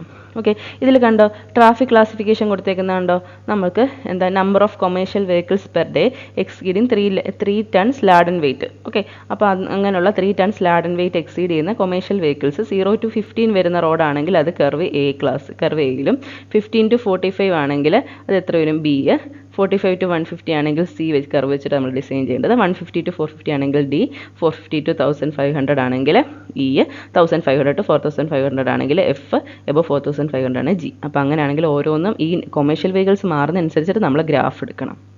ഓക്കെ, അങ്ങനെയാണ് നമ്മൾ ഡെപ്ത് ഓഫ് കൺസ്ട്രക്ഷൻ ഈ ഗ്രാഫിൽ നിന്ന് നമ്മൾ കണ്ടുപിടിക്കുന്നത്. ഓക്കെ, അപ്പം CBR ചാർട്ട് കണ്ടല്ലോ. ഇനി പിന്നെ കാലിഫോർണിയ ബിയറിംഗ് റേഷ്യോ പെർസെൻറ്റേജ് ആണ്, നമ്മുടെ CBRൻ്റെ പെർസെൻറ്റേജ് ആണ് ഇവിടെ കൊടുത്തേക്കുന്നത്. ഇപ്പോൾ എൻ്റെ ഒരു CBRൻ്റെ പെർസെൻറ്റേജ് 20 ആണ്. ഇപ്പോൾ എൻ്റെ വെഹിക്കിൾ എന്ന് പറയുന്നത് 15 to 45 ആണെങ്കിൽ ആ 20നെ ഞാൻ പ്രൊജക്റ്റ് ചെയ്ത് കഴിഞ്ഞിട്ട് ഇവിടെ ബിയിൽ കൊണ്ടുവരണം. ബീൻ്റെ കർവിൽ കൊണ്ടുവന്നിട്ട് ബിയിൽ നിന്ന് ഇങ്ങോട്ട് പ്രൊജക്റ്റ് ചെയ്ത് കഴിയുമ്പോൾ എനിക്ക് ഡെപ്ത് ഓഫ് കൺസ്ട്രക്ഷൻ എത്ര സെൻറ്റിമീറ്ററിലാണെന്ന് കിട്ടും. ഓക്കെ, അങ്ങനെയാണ് നമ്മൾ CBR മെത്തേഡിൽ നമ്മൾ തിക്നെസ്. CBR ഡിസൈൻ കർവ് എന്ന് പറയുന്നത് ഒരു സിമ്പിൾ മെത്തേഡാണ്. അതായത് ഈ കർവ് വെച്ചിട്ടൊക്കെ നമുക്ക് ടോട്ടൽ തിക്നെസ് കണ്ടുപിടിക്കാൻ പറ്റും. ഓക്കെ, അപ്പോൾ നമ്മൾ ഒരു മെറ്റീരിയലിൻ്റെ ഒരു CBR വാല്യൂ കണ്ടുപിടിച്ചു. എന്നിട്ട് എന്ത് ചെയ്യും, അത് വെച്ചിട്ട് നമ്മൾ ആ ഗ്രാഫിൽ പോയിട്ട് ഏത് കർവാണ്, A കർവാണോ B കർവാണോ C കർവാണോ എന്നൊക്കെ നോക്കിയിട്ട് നമ്മൾ പേയ്മെൻറ്റിൻ്റെ തിക്നെസ് കണ്ടുപിടിക്കും. ഓക്കെ, ഇനി ലോഡ് കൂടുതലാണെങ്കിൽ എന്തായിരിക്കും, പേയ്മെൻറ്റിൻ്റെ തിക്നെസ്സും കൂടുതലായിരിക്കും. ഓക്കെ, അപ്പോൾ നമുക്ക് ഈ സബ് ബേസിൻ്റെ മേളിലോട്ടുള്ള തിക്നെസ് ഓഫ് സബ് ബേസ് ആണ് കണ്ടുപിടിക്കേണ്ടത്. ഓക്കെ, എനിക്ക് തിക്നെസ് ഓഫ് സബ് ബേസ് ആണ് കണ്ടുപിടിക്കണമെങ്കിൽ എൻ്റെ ടോട്ടൽ തിക്നെസ് CBRൽ നിന്ന് കിട്ടുന്ന ടോട്ടൽ തിക്നെസ്സിൽ നിന്ന്, ഓക്കെ, CBRൽ നിന്ന് എനിക്ക് ടോട്ടൽ തിക്നെസ് കിട്ടും. ആ ടോട്ടൽ തിക്നെസ്സിൽ നിന്ന് ഈ ബേസിന് മേളിലോട്ടുള്ള, ഓക്കെ, ഈ ബേസിന് മേളിലോട്ടുള്ള എന്താണ് നമ്മുടെ, അതായത് തിക്നെസ് ഓവർ ടോട്ടൽ തിക്നെസ്സിൽ നിന്ന് തിക്നെസ് ഓവർ ബേസ് കുറച്ചാൽ മതി. ഓക്കെ, ഇതാണ് ബേസ്. ആ ബേസിൽ നിന്ന് മേലോട്ടുള്ള തിക്നെസ് കുറച്ച് കഴിയുമ്പോഴത്തേനും ടോട്ടൽ തിക്നെസ് നമുക്കറിയാം CBR വാല്യൂ എന്ന്. അപ്പോൾ ടോട്ടൽ തിക്നെസ്സിൽ നിന്ന് തിക്നെസ് ഓവർ ബേസ് കുറച്ച് കഴിയുമ്പോൾ നമുക്ക് സബ് ബേസ് കോഴ്സിൻ്റെ തിക്നെസ് കിട്ടും. ഓക്കെ, ഇനി അതുപോലെ തന്നെ നമുക്കിപ്പോൾ ഇനിയും കാണേണ്ടത് തിക്നെസ് ഓഫ് ബേസ് കോഴ്സ് ആണെങ്കിൽ, അതായത് നമ്മുടെ ഈ തിക്നെസ്, ഈ ബേസ് കോഴ്സിൻ്റെ തിക്നെസ് ആണ് എനിക്ക് കാണണമെങ്കിൽ, അപ്പോൾ ഞാൻ എന്ത് ചെയ്യും, സബ് ബേസിൻ്റെ മേളിലോട്ടുള്ള തിക്നെസ് എടുക്കും. തിക്നെസ് ഓവർ സബ് ബേസ് എടുക്കും. തിക്നെസ് ഓവർ സബ് ബേസിൽ നിന്ന് എന്ത് കുറയ്ക്കും, ബേസിന് മേളിലോട്ടുള്ള ഈ തിക്നെസ് കുറയ്ക്കും. അപ്പോൾ അത് കുറച്ച് കഴിയുമ്പോൾ എനിക്ക് എന്ത് കിട്ടും, എൻ്റെ ബേസ് കോഴ്സിൻ്റെ തിക്നെസ് കിട്ടും. ഇങ്ങനെയൊക്കെയാണ് CBR മെത്തേഡിൽ ചെയ്യുന്ന. ഡിസൈൻ പ്രോബ്ലത്തിനകത്തൊക്കെ അങ്ങനെ വരാറുള്ളൂ. നമുക്ക് അല്ലാതെ കർവൊക്കെ തന്നിട്ട് നമുക്ക് PSC ക്വസ്റ്റ്യൻസിലൊക്കെ ചെയ്യാൻ പാടല്ലേ. അപ്പോൾ വേണമെങ്കിൽ അല്ല ഇക്വേഷൻ ചോദിക്കുക, എങ്ങനെയാണ് വരുന്നതെന്ന് വേണമെങ്കിൽ അല്ലെങ്കിൽ ഇക്വേഷൻ ചോദിക്കാം. ഓക്കെ, ഇനി നമ്മൾ പറയുന്നത് IRC റെക്കമെൻഡേഷൻസ് ആണ്. IRC റെക്കമെൻഡേഷൻ അനുസരിച്ചിട്ട് CBR മെത്തേഡിൽ നമ്മൾ ചെയ്യുന്ന നമ്മുടെ CBR സ്പെസിമെൻ ഉണ്ടല്ലോ, അത് 4 ദിവസം സോക്ക് ചെയ്യണം. ഓക്കെ, മിനിമം നമുക്ക് 3 സാമ്പിൾ വേണം ടെസ്റ്റ് ചെയ്യാൻ. ലാബിലായിരിക്കണം ടെസ്റ്റ് ചെയ്യേണ്ടത്. ഇൻസ്റ്റിറ്റ്യൂട്ട് ടെസ്റ്റ് ഇതിന് IRC പ്രകാരം റെക്കമെൻഡ് ചെയ്യുന്നില്ല, ലാബിൽ തന്നെ ടെസ്റ്റ് ചെയ്യണമെന്നാണ് പറയുന്നത്. ഓക്കെ, ന്യൂ റോഡൊക്കെ ആണെങ്കിൽ നമ്മൾ OMC വരെ, ഒപ്റ്റിമം മോയ്സ്ചർ കണ്ടൻറ്റ് വരെ, optimum moisture content, optimum moisture content വരെ നമ്മൾ എന്ത് ചെയ്യണം, കോമ്പാക്ട് ചെയ്യണം. ഇനി എക്സിസ്റ്റിംഗ് റോഡ് ആണെങ്കിലോ, ഇത് ചിലപ്പം ചോദിക്കാം. ന്യൂ റോഡ്സ് ആണെങ്കിൽ IRC റെക്കമെൻഡേഷൻ പ്രകാരം എത്ര വരെ കോമ്പാക്ട് ചെയ്യണം, optimum moisture content. Existing road ആണെങ്കിൽ ഫീൽഡ് മോയ്സ്ചർ കണ്ടന്റ് വരെ നമ്മൾ എന്ത് ചെയ്താൽ മതി, കോമ്പാക്ട് ചെയ്താൽ മതി. പിന്നെ നമ്മുടെ സബ്ഗ്രേഡ് ഇല്ലേ, സബ്ഗ്രേഡിൻ്റെ ടോട്ടൽ ഒരു ടോപ്പ് ഒരു 50%, അതായത് ആ ടോട്ടൽ സബ്ഗ്രേഡിൻ്റെ ഒരു 50% നമ്മൾ നന്നായിട്ട് കോമ്പാക്ട് ചെയ്യണം. എത്ര വരെ കോമ്പാക്ട് ചെയ്യണം, 95 to 100% പ്രോക്ടർ ഡെൻസിറ്റി വരെ കോമ്പാക്ട് ചെയ്യണം. ഇനിയും നമ്മുടെ മേജർ റോഡ്സിൻ്റെ എല്ലാം പേയ്മെൻറ്റ്സ് എന്ന് പറയുന്നത് സാധാരണ നമ്മൾ ഡിസൈൻ ലൈഫ് 10 years ആയിട്ടാണ് നമ്മളതിനെ ഡിസൈൻ ചെയ്ത് എടുക്കാറുള്ളത്. ഓക്കെ, ഇനി അടുത്തത് നമ്മുടെ CBR മെത്തേഡിൻ്റെ ഡ്രോബാക്സ് ആണ് നമ്മൾ പറയുന്നത്. ഓക്കെ, അപ്പം ഈ CBR മെത്തേഡിൽ എന്ത് ചെയ്യുന്നില്ല, damaging effect of heavier wheel load, അതുപോലെ തന്നെ frequency in the wheel load spectrum, ഇതൊന്നും നമ്മൾ കൺസിഡർ ചെയ്യുന്നില്ല. ഒരു വലിയ വീൽ ലോഡ് വരികയാണ്, അതിന് നല്ല ഡാമേജിങ് എഫക്റ്റ് ഉള്ളൊരു വീലാണ്, അപ്പോൾ അങ്ങനെയുള്ള വീലിൻ്റെ എഫക്റ്റ്, അതുപോലെ തന്നെ എന്താ ഒരു ഫ്രീക്വൻസി എന്ന് പറഞ്ഞാൽ റെപ്പറ്റീഷൻസ് വരിക. ഓക്കെ, അപ്പോൾ ആ വീൽ ലോഡ് സ്പെക്ട്രത്തിൽ വരുന്ന റെപ്പറ്റീഷൻസ് ഒന്നും നമ്മളിതിൽ കൺസിഡർ ചെയ്യുന്നില്ല. പിന്നെ എന്താണ്, നമ്മുടെ റോഡ് മൾട്ടി ലൈൻ ആണോ, സിംഗിൾ ലൈൻ ആണോ, ഡ്യുവൽ കാരേജ് വേ ആണോ, ഇങ്ങനെയുള്ള കാര്യങ്ങളൊന്നും അതിൽ കൺസിഡർ ചെയ്യുന്നില്ല. ടോട്ടൽ തിക്നെസ് മാത്രം നമ്മൾ ആ ട്രാഫിക് വോളിയം വെച്ചിട്ട് കണ്ടുപിടിക്കുകയാണ് ചെയ്യുന്നത്. Okay, design curve only give the value of total thickness of payment four different traffic intensity and CBR values of subgrade. അപ്പോൾ നമുക്ക് ടോട്ടൽ തിക്നെസ് തരും, എന്തിനനുസരിച്ചിട്ട് എത്ര കൊമേഴ്ഷ്യൽ വെഹിക്കിൾസ് പെർ ഡേ ആണ്, അല്ലെങ്കിൽ CBR എത്ര ആണെന്നുള്ള വാല്യൂ വെച്ചിട്ട് നമുക്ക് ടോട്ടൽ തിക്നെസ് മാത്രമാണ് ഇതിൽ തരുന്നത്. Okay, curve do not specify the thickness of sub base, അതായത് സബ് ബേസിൻ്റെ തിക്നെസ് എത്ര വേണം എന്ന് പറയുന്നില്ല. ഓക്കെ, ബേസിൻ്റെ തിക്നെസ് അങ്ങനെ എത്ര വേണമെന്ന് സ്പെസിഫിക് ആയിട്ട് പറയുന്നില്ല. ആൻഡ് സർഫസിങ് അതിൻ്റെ ഒന്നും സെപ്പറേറ്റ് ആയിട്ട് പറയുന്നില്ല. നമ്മൾ ഇതിനകത്തുനിന്ന് നമ്മൾ കണ്ടുപിടിച്ചെടുക്കുകയാണ് ചെയ്യുന്നത്. ഓക്കെ, അപ്പോൾ നമ്മൾ എക്കണോമിക് ഡിസൈൻ ഒക്കെയാണ്, ഇതെല്ലാം നമുക്ക് സ്പെസിഫിക് ആയിട്ട് കിട്ടണം അല്ലേ. പിന്നെ ഇനി അടുത്തതാണ് ഇങ്ങനെയൊക്കെയുള്ള ഡ്രോബാക്സ് ഉള്ളത് കാരണം ഒരു മോഡിഫൈഡ് CBR മെത്തേഡ്.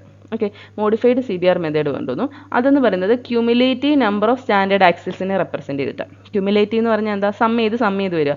ഇപ്പോൾ 8 ആണെങ്കിൽ അടുത്ത തവണ 3 വരുമ്പം 11 ആവും, പിന്നെ 11 പ്ലസ് അടുത്ത വാല്യൂ, അങ്ങനെ ക്യുമുലേറ്റീവ് നമ്മൾ എടുക്കത്തില്ലേ. അപ്പോൾ ആ ക്യുമുലേറ്റീവ് സ്റ്റാൻഡേർഡ് ആക്സിൽസിനെ ബേസ് ചെയ്തിട്ടാണ് മോഡിഫൈഡ് CBR വാല്യൂ വന്നേക്കുന്നത്. അപ്പോൾ അതിൽ millions of standard axle N എന്ന് പറഞ്ഞ വാല്യൂ നമ്മൾ കണ്ടുപിടിക്കുന്ന ഒരു ഇക്വേഷൻ ഉണ്ട്. ഓക്കെ, ഈ ഇക്വേഷൻ ഗേറ്റ് എക്സാമിനൊക്കെ വളരെ ഇമ്പോർട്ടൻ്റ് ആണ്. നമുക്ക് ഇതിനകത്തുനിന്ന് ഇങ്ങനൊരു പ്രോബ്ലം വരുമോ എന്ന് ചോദിച്ചാൽ വരാൻ ചാൻസ് കുറവാണ്. എന്താണെന്ന് വെച്ചാൽ നമ്മൾ ഈ 1+R the whole raise to N ഒക്കെ കണ്ടുപിടിക്കണം. അത് കണ്ടുപിടിക്കാൻ പ്രയാസമല്ലേ കാൽക്കുലേറ്റർ ഇല്ലാതെ, അത് കാരണം വരാൻ ചാൻസ് കുറവാണ്. പക്ഷേ എന്താണ്, ഒരു ടഫ് ക്വസ്റ്റ്യൻ ചോദിക്കാൻ വേണ്ടി വേണേൽ ചോദിക്കാം, പക്ഷേ നമുക്കതവിടെ കാൽക്കുലേറ്റർ ഇല്ല ചെയ്തെടുക്കാൻ പറ്റത്തുമില്ല. ഓക്കെ, എങ്കിലും നമുക്കിതൊന്ന് മോഡിഫൈഡ് CBR മെത്തേഡിൽ ഏതൊക്കെ വാല്യൂസ് വരും, അതിനെ ഡിപ്പെൻഡ് ചെയ്യുന്ന ഫാക്ടേഴ്സ് എന്തൊക്കെയാണ്, അങ്ങനെയൊക്കെ ചോദിക്കുകയാണെങ്കിൽ നമുക്ക് എഴുതാൻ പറ്റും. ഓക്കെ, അല്ലെങ്കിൽ അതിൻ്റെ ഇക്വേഷൻ ഏതാ, ഇപ്പം ഒത്തിരി എക്സാമുകൾക്കൊക്കെ ഇക്വേഷൻ ഇതുപോലെ 3-4 ഇക്വേഷൻ തന്നു കഴിഞ്ഞിട്ട് അത് ചോദിക്കുന്നുണ്ട്. ഓക്കെ, അപ്പോൾ അങ്ങനെയൊക്കെ ക്വസ്റ്റ്യൻ വരാൻ ചാൻസ് ഉണ്ട്. അപ്പോൾ N എന്ന് പറയുമ്പോൾ എന്താ, മില്യൻസ് ഓഫ് സ്റ്റാൻഡേർഡ് ആക്സിൽ. അതിനകത്ത് ഈ ഇക്വേഷനകത്ത് വരുന്ന N എന്ന് പറയുന്നത് എന്താ, 365 into 1+R the whole raise to N -1. ഓക്കെ, ഇൻറ്റു ADF, 3 വാല്യൂസാണ്, ADF ഡിവൈഡഡ് ബൈ R. അപ്പോൾ ഇതിനകത്ത് R എന്ന് പറഞ്ഞാൽ എന്താണ്, R എന്ന് പറഞ്ഞാൽ റേറ്റ് ആണ്. R എന്ന് പറയുമ്പോൾ നമ്മുടെ റേറ്റ് ഓഫ് ഗ്രോത്ത്, അല്ലെങ്കിൽ എന്താണ് നമ്മുടെ traffic growth rate per annum എന്നാണ് R എന്ന് പറയുന്നത്. ഓക്കെ, R എന്ന് പറയുന്നത് ട്രാഫിക് ഗ്രോത്ത് റേറ്റ്, നമ്മൾ മുമ്പേ പറഞ്ഞില്ലേ ഒരു 7.5% ഒക്കെ വരുമെന്ന് പെർ ആനം. ഓക്കെ, അതാണ് R. ഇനി അടുത്ത എന്താ, N എന്ന് പറഞ്ഞൊരു സാധനം വരുന്നുണ്ട് അല്ലേ. N എന്ന് പറയുന്നത് നമ്മുടെ payment design life in years ആണ്. A എന്ന് പറഞ്ഞു കഴിഞ്ഞാൽ initial traffic in the year of completion of construction in terms of number of commercial vehicles per day. അതായത് നമ്മളെന്താണ് ഈ ഇനീഷ്യൽ ട്രാഫിക്, അതായത് കൺസ്ട്രക്ഷൻ കംപ്ലീറ്റ് ചെയ്യുമ്പോഴത്തേന് എത്ര ഇനീഷ്യൽ ട്രാഫിക് വരാം എന്നുള്ളതാണ് A. നമ്മൾ മുമ്പേ P × 1+R the whole raise to N വെച്ചിട്ട് കണ്ടുപിടിച്ചില്ലേ, ആ A തന്നെയാണിത്. ഇനി F എന്ന് പറഞ്ഞാൽ വെഹിക്കിൾ ഡാമേജ് ഫാക്ടറാണ്. L എന്ന് പറഞ്ഞു കഴിഞ്ഞാൽ, D എന്ന് പറഞ്ഞു കഴിഞ്ഞാൽ ലൈൻ ഡിസ്ട്രിബ്യൂഷൻ ഫാക്ടറാണ്. ഇങ്ങനെ 2 ഫാക്ടേഴ്സ് കൂടെ കൺസിഡർ ചെയ്തിട്ടാണ് നമ്മൾ മോഡിഫൈഡ് CBR മെത്തേഡിൽ millions of standard axle. Okay, lane distribution factor for various types of roads. അപ്പോൾ ഈ ലൈൻ ഡിസ്ട്രിബ്യൂഷൻ ഫാക്ടർ എന്ന് പറയുന്നത്, ഓക്കെ, ലൈൻ ഡിസ്ട്രിബ്യൂഷൻ ഫാക്ടർ നമ്മൾ CBR മെത്തേഡ് പറഞ്ഞപ്പോഴത്തേനും നമ്മൾ പറഞ്ഞു ഇതിൽ സിംഗിൾ ലൈൻ ആണോ മൾട്ടി ലൈൻ ആണോ എന്നൊന്നും കൺസിഡർ ചെയ്യുന്നില്ല എന്ന് പറഞ്ഞല്ലേ.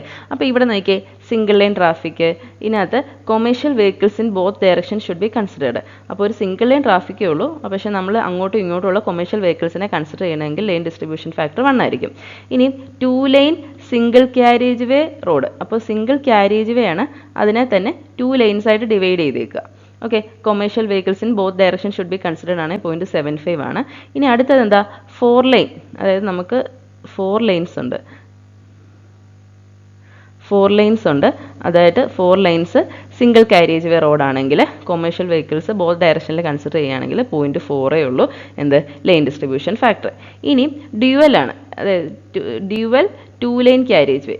ഓക്കെ, ഫസ്റ്റ് ലൈന് സെക്കൻഡ് ലൈന് അതെന്ന് പറയുന്നത് ഡ്യുവൽ 2 ലൈൻ കാരേജ് വേ റോഡാണെങ്കിൽ commercial vehicles in 1 direction should be considered ആണെങ്കിൽ 0.75 ഡ്യുവൽ 3 ലൈൻ അല്ലെങ്കിൽ 4 ലൈൻ കാരേജ് വേ റോഡിൽ commercial vehicle in 1 direction should B consider ആണെങ്കിൽ 0.6 0.45 ഒക്കെ ആയിരിക്കും. ഈ ടേബിളൊക്കെ വേണേ എടുത്ത് ചോദിക്കാം കേട്ടോ. അപ്പം ഓർക്കുക, സിംഗിൾ ലൈൻ ആണെങ്കിൽ 2 ഡയറക്ഷനിലൂടെ വണ്ടി പോകുമ്പോൾ 1 വരും, 2 ലൈൻ കാരേജ് വേ ആണെങ്കിൽ കുറച്ചുകൂടെ കുറഞ്ഞ് 0.75, 4 ലൈൻ കാരേജ് വേയിൽ എന്ത് ചെയ്യുക, സിംഗിൾ കാരേജ് വേ റോഡാണെങ്കിൽ 0.4, ഡ്യുവൽ 2 ലൈനിന് 0.75, ഡ്യുവൽ 3 ലൈന് 4 ലൈനും ഒക്കെ ആണെങ്കിൽ 0.6 0.45 വീതം വരും. ഓക്കെ, അപ്പോൾ ഏകദേശം ഇങ്ങനെ കണക്ട് ചെയ്ത് കൊടുക്കുക. ഈ രണ്ട് വാല്യൂസ് ഓൾമോസ്റ്റ് സെയിം ആണ്.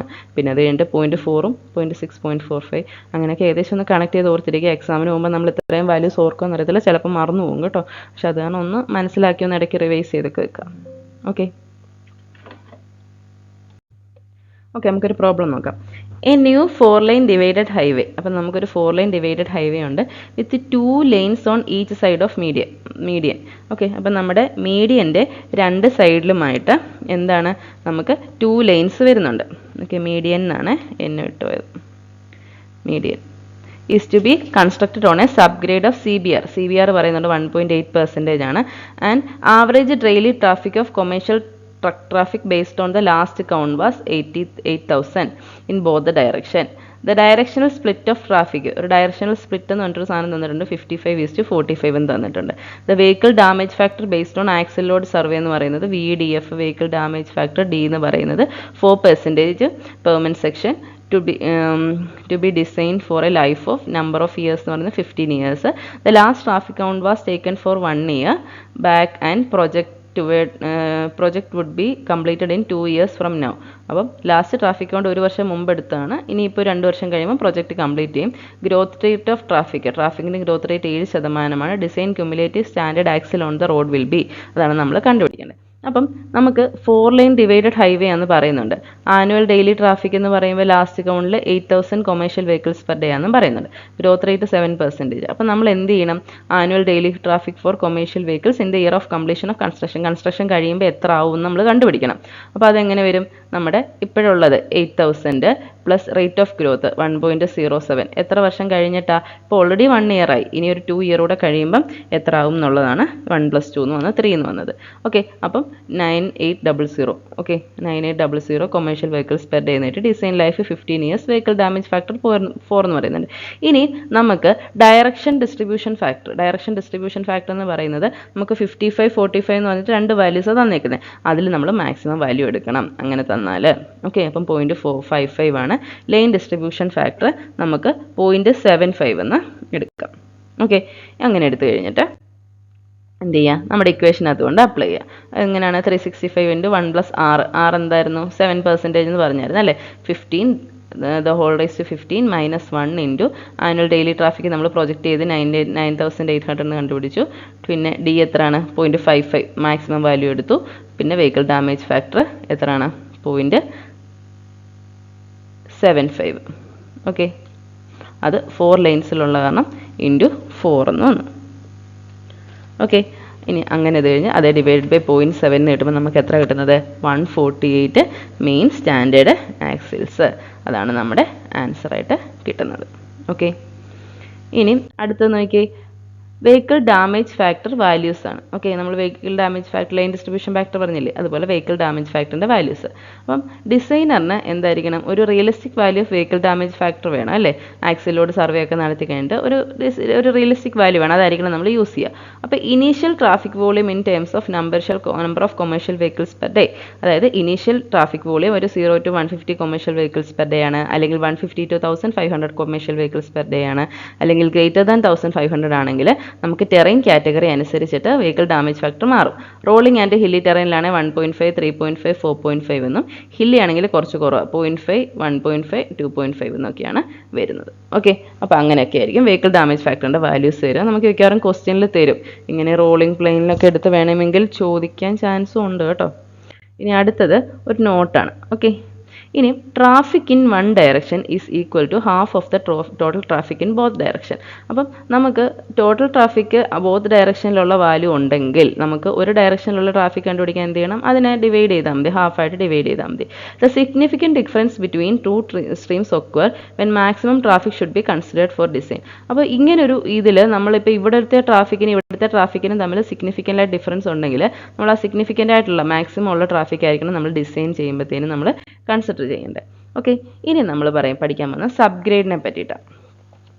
ഓക്കെ, ഇനി നമുക്ക് എക്സ്പ്രസ് വേസ് ഉണ്ട് അല്ലേ, എക്സ്പ്രസ് വേസ് ഉണ്ട്, national highway, state highway, major ടെസ്റ്റിംഗ് ഷോഡ്, അങ്ങനെയുള്ള കാര്യങ്ങളൊക്കെ ഉണ്ട് അല്ലേ. അപ്പോൾ ഇതിനെയൊക്കെ നമ്മൾ 97% ഡ്രൈ ഡെൻസിറ്റിക്ക് വേണം കോമ്പാക്ട് ചെയ്യേണ്ടത്. ഓക്കെ, അതിനെ തന്നെ നമ്മൾ ഹെവി കോമ്പാക്ഷൻ ആണ് ചെയ്യേണ്ടത്. ഹെവി കോമ്പാക്ഷൻ എന്ന് പറയുമ്പോൾ മോഡിഫൈഡ് പ്രോക്ടർ കോമ്പാക്ഷൻ, നിങ്ങൾ GT-കകത്ത് ലാസ്റ്റ് ചാപ്റ്ററിൽ പഠിക്കുന്നുണ്ട്. Proctor test, modified proctor. അപ്പോൾ മോഡിഫൈഡ് ആകുമ്പോൾ വെയിറ്റ് കൂടുതലുള്ള ഹാമർ ആയിരിക്കും, നമ്പർ ഓഫ് ബ്ലോസ് കൂടുതലായിരിക്കും, ഓക്കെ, ലേയേഴ്സ് കൂടുതലായിരിക്കും. അങ്ങനെയുള്ള മോഡിഫൈഡ് പ്രോക്ടർ കോമ്പാക്ഷൻ ടെസ്റ്റിൽ കിട്ടുന്ന ഡ്രൈ ഡെൻസിറ്റിയുടെ 97% ആയിരിക്കണം നമ്മൾ സബ്ഗ്രേഡിന് വേണ്ടിയിട്ട് യൂസ് ചെയ്യുക. അതർ ക്ലാസ് ഓഫ് റോഡ് ഒക്കെ ആണെങ്കിൽ 97% ഓഫ് സ്റ്റാൻഡേർഡ് പ്രോക്ടർ കോമ്പാക്ഷൻ ടെസ്റ്റിൻ്റെ 97% നമ്മൾ എന്ത് ചെയ്താൽ മതി, അതിനെ കോമ്പാക്ട് ചെയ്താൽ മതി.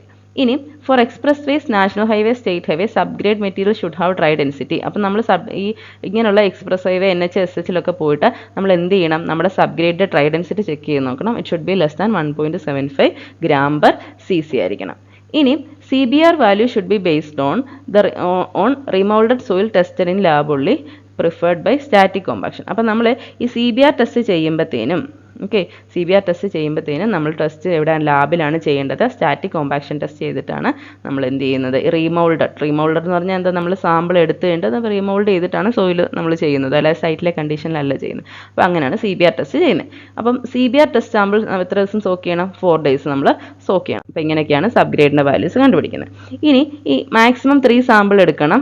ഓക്കെ, അതിൻ്റെ വേരിയേഷൻ, അതിൻ്റെ വാല്യൂ ഉള്ള വേരിയേഷൻ എന്ന് പറയുന്നത് CBR 5 ആണെങ്കിൽ 5 to 10, 11 to 30, ഗ്രേറ്റർ ദാൻ 31 ഒക്കെ ആണെങ്കിൽ വേരിയേഷൻ്റെ വാല്യൂ ആണ് 1, 2, 3, 5 എന്നൊക്കെ പറയുന്നത്. ഇതൊക്കെ IRCയിൽ പറയുന്ന കാര്യങ്ങളാണ്.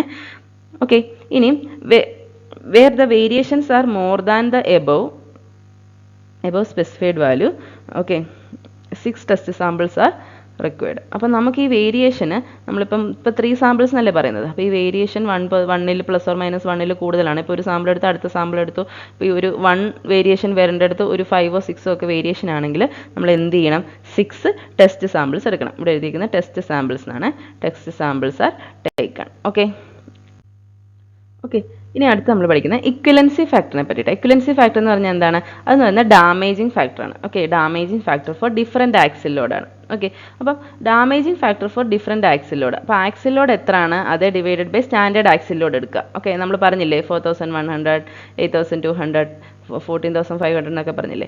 അതുപോലെ നമ്മുടെ ആക്സിൽ ലോഡ് എത്രയാണ്, ഇപ്പോൾ സിംഗിൾ ആക്സിൽ ആണെങ്കിൽ ആക്സിൽ ലോഡ് എത്ര വരുന്നത്, അതേ divided by standard axle load 8200 the whole raise to 4 എന്ന് പറയുന്നതാണ് എന്ത്, ഇക്വലൻസി ഫാക്ടർ. ഇനി ടാൻഡം ആക്സിൽ ലോഡ് ആണെങ്കിലോ axle load in kilogram divide by 14,500 the whole raise to 4 എന്ന് പറയുന്നതാണ് അവിടുത്തെ ഇക്വലൻസി ഫാക്ടർ. ഇക്വലൻസി ഫാക്ടർ ഒക്കെ ചെറുതായത് കാരണം എന്നെ ചോദിക്കാം. അപ്പം നമ്മൾ അറിഞ്ഞിരിക്കേണ്ട എന്താ, ഈ സ്റ്റാൻഡേർഡ് ആക്സിൽ ലോഡിൻ്റെ ആ ടേബിളിലെ വാല്യൂസ് നമ്മൾ അറിഞ്ഞിരിക്കണം, എന്നാലേ നമുക്കത് ചെയ്യാൻ പറ്റത്തുള്ളൂ. ഓക്കെ, അപ്പോൾ കിലോഗ്രാമിലാണ് കിലോഗ്രാമിൽ എടുക്കുക, ടണ്ണിലാണ് ടണ്ണിലുള്ള വാല്യൂസ് എടുക്കുക. ഓക്കെ, ഇനി അടുത്തത് ഫാറ്റിഗ് ക്രൈറ്റീരിയ എന്ന് പറയുന്നത്. അപ്പോൾ ഈ ഫാറ്റിഗ് ക്രൈറ്റീരിയ ഒക്കെ ഇമ്പോർട്ടൻ്റ് ആണോ എന്ന് ചോദിച്ചാൽ അത്ര ഇമ്പോർട്ടൻ്റ് ഒന്നും അല്ല കേട്ടോ. നമുക്ക് എന്നാ വെച്ചാൽ ഇതുപോലൊരു എക്സാമിന് അത്ര ഇമ്പോർട്ടൻ്റ് അല്ല. പക്ഷേ ഇതിലിപ്പോൾ ഈ ഡിസ്ക്രിപ്റ്റീവ് ലെവൽ ക്വസ്റ്റ്യൻസ് ഒക്കെ വരുന്നു, ടഫ്നെസ് ലെവൽ കൂട്ടുന്നു. അപ്പോൾ അങ്ങനെയൊക്കെ വരുമ്പോൾ നമ്മൾ എക്സ്പെക്ട് ചെയ്യാത്ത ഏരിയയിൽ നിന്നൂടെ വേണമെങ്കിൽ ക്വസ്റ്റ്യൻസ് വരാം. അപ്പോൾ ഇതിനകത്തു നിന്നുള്ള ചിലപ്പം ചെറിയ ക്വസ്റ്റ്യൻസ് ആയിരിക്കും നമുക്ക് റാങ്ക് മേക്കിംഗ് ആയിട്ട് വരുന്നത്. ഓക്കെ, അപ്പോൾ അത് പറയാതെ പോകാൻ പറ്റത്തില്ല, അതുകൊണ്ട് ജസ്റ്റ് ഞാൻ പറയുന്നതേ ഉള്ളൂ കേട്ടോ. ഇനി നോക്കിയേ, ഇപ്പോൾ ഇത്രയും കാര്യങ്ങളാണ് നമുക്ക് മെയിനായിട്ട് ഇതിൽ വരുന്നത്. ഓക്കെ, അപ്പോൾ ഇതിനകത്ത് ബിറ്റുമിനസ് നമുക്ക് ഫാറ്റിഗ് ക്രൈറ്റീരിയ, ഫാറ്റിഗ് എന്ന് പറയുമ്പോൾ എന്താ, റെപ്പറ്റേറ്റീവ് ആയിട്ടുള്ള ലോഡ് വരുമ്പോഴത്തേനും എന്താണ്, ബിറ്റുമിനസ് സർഫസിൻ്റെ പേയ്മെൻറ്റ്സിന് ഒരു ഫ്ലെക്ചറൽ ഫാറ്റിഗ് ക്രാക്ക് ഉണ്ടാവും. ഫ്ലെക്ചർ എന്ന് പറഞ്ഞാൽ ബെൻഡിങ്. ഫാറ്റിഗ് എന്ന് പറയുമ്പോൾ റെപ്പറ്റേറ്റീവ് ലോഡ് വരുമ്പോൾ ഒരു ഫാറ്റിഗ്, ഒരു ക്ഷീണം പോലെ ഒരു ക്രാക്ക് ഒക്കെ ഉണ്ടാവും. റെപ്പറ്റേറ്റീവായിട്ട് ഒത്തിരി ലോഡ് ഇങ്ങനെ വരുമ്പോൾ of tensile strain at the bottom of bituminous layer is beyond certain limit. അപ്പം ബിറ്റുമിനസ് സർഫസിൻ്റെ പേയ്മെൻറ്റ്സ് ഈ ഫാറ്റിഗ് ക്രാക്കിംഗ് കാരണം എന്താണ്, ഒരു സ്ട്രെയിൻ ഒക്കെ ഉണ്ടായി എന്താണ് ഒരു സർട്ടൻ ലിമിറ്റിൽ കൂടുതൽ പോവാം. ഓക്കെ, അപ്പോൾ അതിൽ എൻ എഫ് എന്ന് പറഞ്ഞൊരു ടേം പറയുന്നുണ്ട്. അപ്പോൾ എൻ എഫ് എന്ന് പറയുമ്പോൾ എന്താ, number of cumulative standard axle to produce 20% cracked surface area. അപ്പോൾ എനിക്കൊരു സർഫസ് ഏരിയ ഉണ്ട്, അതിൽ 20% ക്രാക്ക് ഉണ്ടാക്കാൻ എത്ര ക്യുമുലേറ്റീവ് സ്റ്റാൻഡേർഡ് ആക്സിൽ ലോഡ് വേണം. ഓക്കെ, അതാണ് നമ്മളിതിൽ കാൽക്കുലേറ്റ് ചെയ്യുന്നത്. അത് എൻ എഫ് എന്ന് പറയുന്നത് 2.21 × 10⁻⁻⁴ 1/ε⁻³ 1/e⁻².854 എന്നൊരു ഇക്വേഷൻ ഒന്നും പഠിക്കേണ്ടത് വെച്ച് പ്രോബ്ലം ഒന്നും വരത്തില്ല.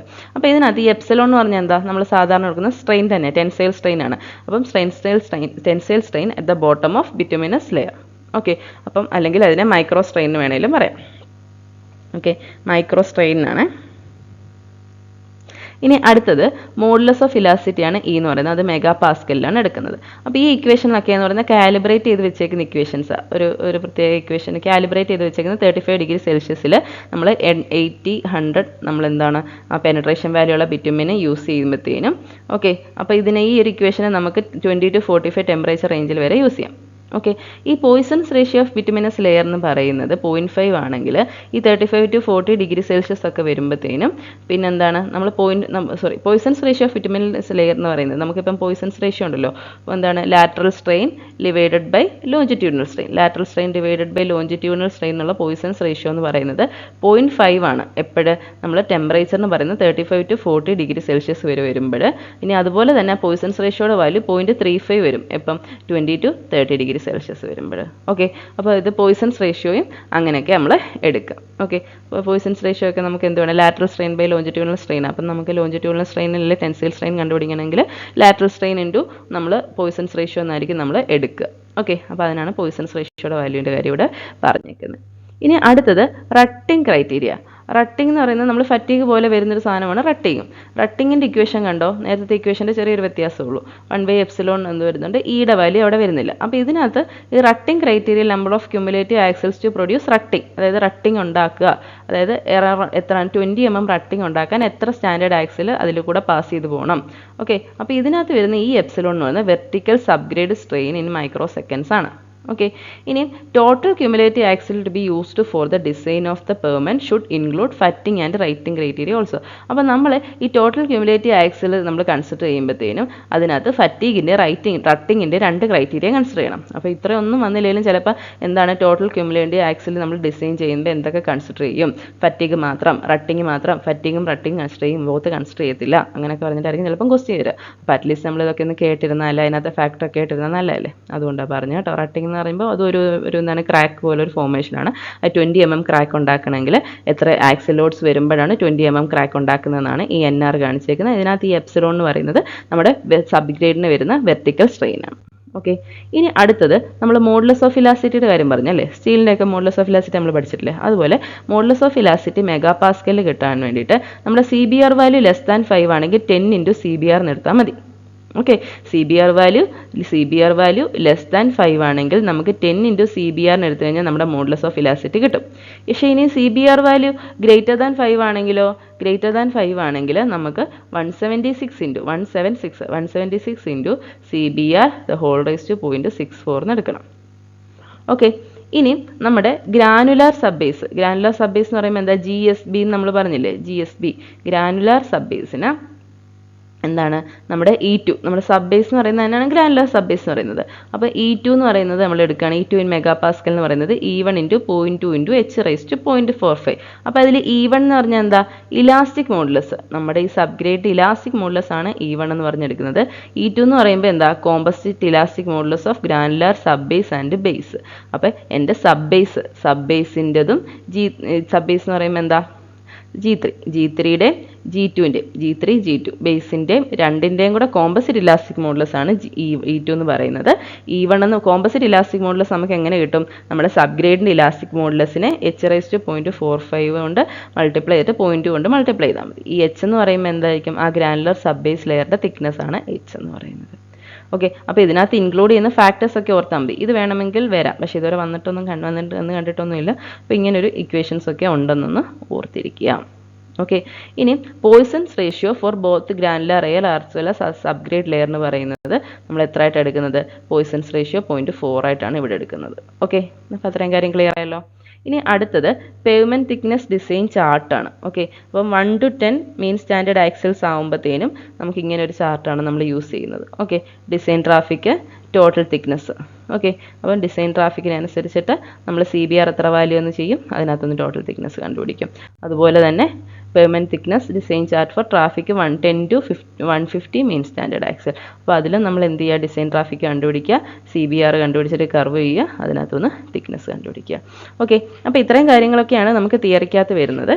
ഇനി നമുക്ക് പ്രോബ്ലംസ് നോക്കാം.